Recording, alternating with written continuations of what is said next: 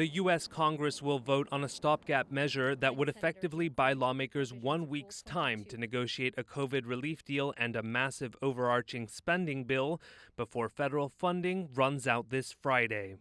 The so-called Continuing Resolution, or CR bill, would avoid a government shutdown.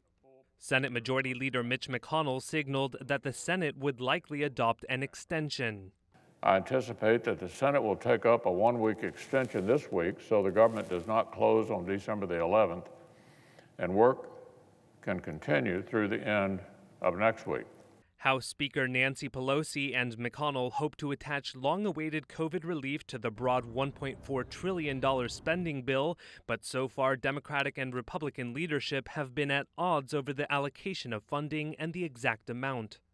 Democrats made a huge concession when they agreed to use a bipartisan bill proposal for $908 billion as a starting point for negotiations, even though they were pushing for $3.4 trillion just this past August.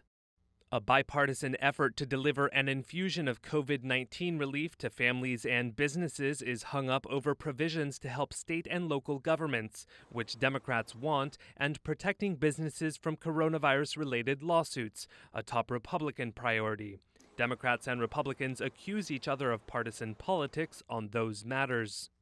With the budget deadline fast approaching, Senate Democratic leader Chuck Schumer urged McConnell to sit down and talk. Senate Democrats are simply asking the Republican leader to do one thing: sit down and negotiate.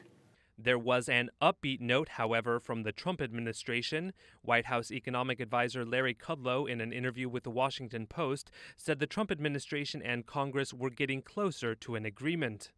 Lawmakers enacted $3 trillion in aid earlier this year, but have not been able to agree on fresh relief since April, even as coronavirus cases and fatalities surge.